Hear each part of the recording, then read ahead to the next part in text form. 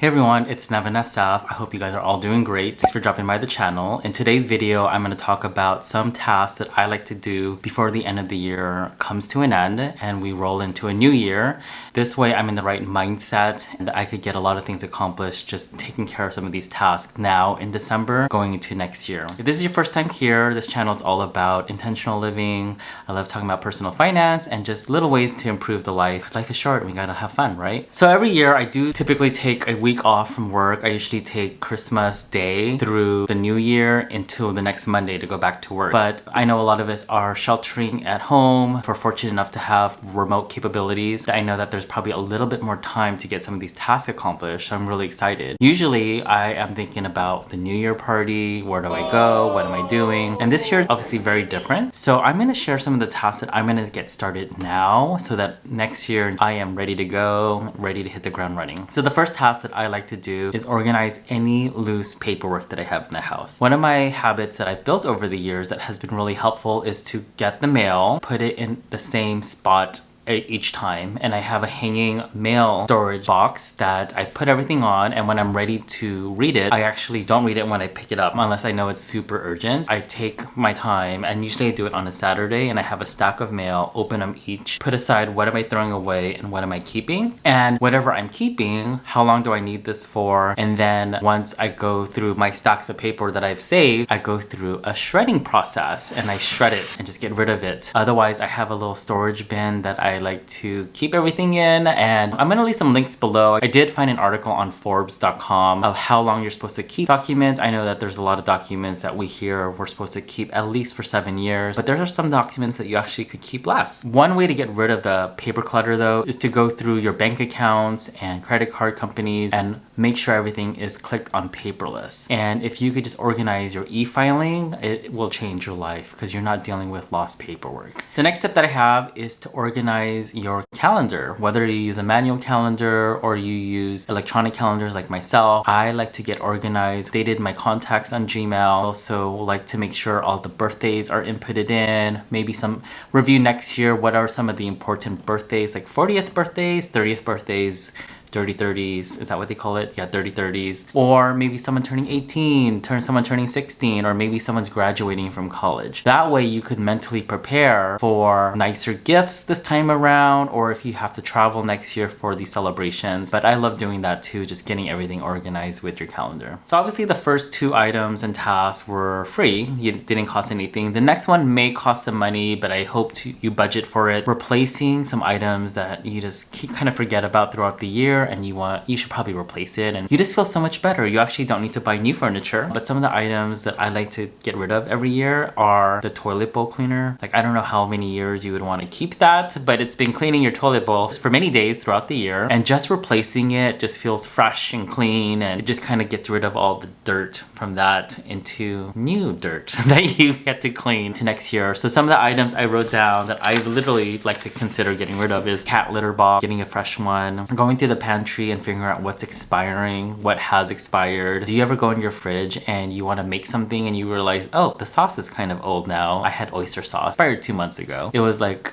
a time where I wanted to make Chinese food and then I never used it again. So that's a complete waste, but that's an example of where if you kind of keep your fridge organized, you could probably have less food waste. How about that baking soda, that Arm & Hammer that's in the fridge or freezer that you are supposed to keep in there to keep everything fresh? Get rid of that and get something new. I looked at my kitchen mitts and they're looking a little raggedy. So I'm gonna try washing them, but that might be something just to freshen up the kitchen and make me inspired to do more homemade cooking. And also, how about that vacuum cleaner filter? So I use a little shark because I have wooden floors, but I do have an area rug. I do remind myself like you got to change the filter every now and then. I usually like to think mid-year, so in June, and then end of the year. So that's a really easy way to mentally do it. Otherwise, you might want to put it in a calendar. And the last thing that I personally like to do is kitchen linings. The lining that you put on your shelves and then you put all your plates on, they do get a little worn out and dingy over the years. So just trying to take a look to see if it's time to get those replaced. The next task I would love for you to try and do is to clear your email inboxes. So this is the perfect time to unsubscribe, make folders, move them over, just get really organized and be guilt-free to unsubscribe to anything that isn't adding value to you. Another thing that you would want to do is make sure that you track all your donations. So usually when you make an online donation, you'll get a receipt, and that's perfect for your taxes next year. So just be sure to get organized with those emails, get rid of everything that is a distraction to your goals, and you'll feel so much better. And if you could zero out your inbox, even better. Another thing I like to consider every year is to change and update my usernames and passwords. I just want to be really careful about security, and if there's hackers out there and you kind of have similar passwords year over year, I just get that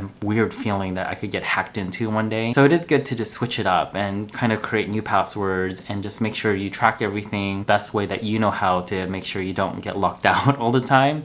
That might be something that you might want to consider. The next thing is to focus on your credit report. So you are allowed one free credit report for every 12 months of order. I've been using annualcreditreport.com, and it basically pulls your credit score from the major credit bureaus. What I like to do with it is one to evaluate my credit score. Did it go up? Did it go down? Why did it go down? It shows you your balances. You could take a look to see if there's anything that's been unpaid that somehow slipped under. I mean, I hope that no one's there, but it could happen. And also, best thing is just to analyze fraud, because if someone opened up an account under your name, that's something that you want to take care of right away. Luckily, knock on wood, that has never happened to me. I used to have so much shame with my credit score, but that's another conversation. And luckily, I am in a good spot right now with my credit score, but there was a time where I was not great with credit and I had unpaid bills. I remember getting rejected when I would apply to a credit card. It was just completely, just didn't feel good at that point in my life. So take a look at your credit score, and then maybe you could set some personal goals with yourself on what you want to get accomplished next year. The next tip I have is all related to your finances. So this is the perfect time to figure out your donations that you've made for your taxes, because you're going to get ready to get your W-2 next year, or your tax documents from all the work that you've done this year. So it's really great to just get everything organized. It's a perfect time to work on your annual budget, maybe your monthly budget if you're just starting, or even just your January budget. Every little step helps. Also, it's a great time to figure out what you want to spend next year. Do you have a really exciting vacation that you're excited for? Do you have like a major event that's happening? Or maybe you're just setting yourself up to have a specific down payment save amount so that you're getting closer to your goals. Whatever that is, I would consider sinking funds, and I did a recent video on sinking funds, and I have all of mine set for next year. So I'm really excited to have that going for me so that I could cash flow as many things as possible. Another tip that I have is to create your visual board, and I'll probably have a video on my visual board, but I really believe in manifestation. I remember watching Jim Carrey. He was on Oprah Winfrey, and he just lived his life like the way he knows that it was going to be. And I just remember he wrote himself a check, made out to himself, forgot the amount, but I'm pretty sure it was like $10 million or over $1 million on the note for work rendered.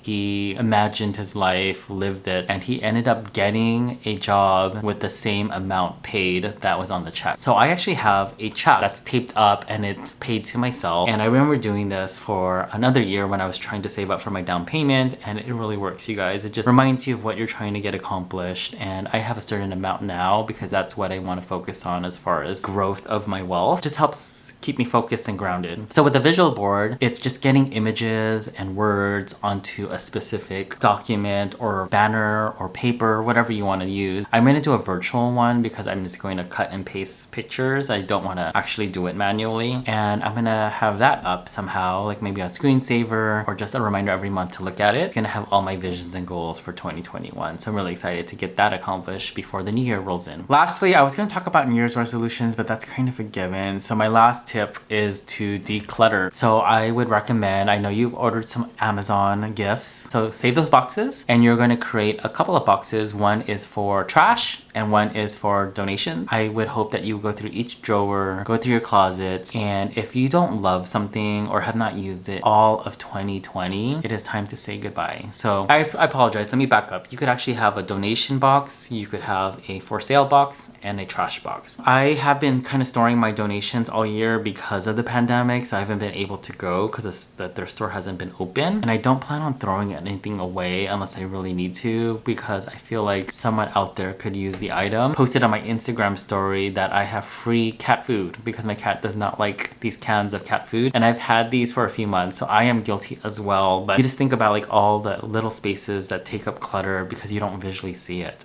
If you have not read or heard about Marie Kondo and the KonMari method on decluttering, I would highly recommend that. So I'll put a link below on one of the videos that I've seen that kind of moved me. So that's it with the video. Hoping that you take some of these tips and it helps you out with your goals to have the right mindset going to 2021. If you liked the video, I would hope you consider hitting a thumbs up. It would really help the channel, sharing, and also leaving a comment. I'd love to start connecting with the audience more. And I hope you consider subscribing. This channel is all about intentional living, and I love talking about personal finance and ways to make your life better. Each day I want it to be better than yesterday. So until next time, and see ya. Bye.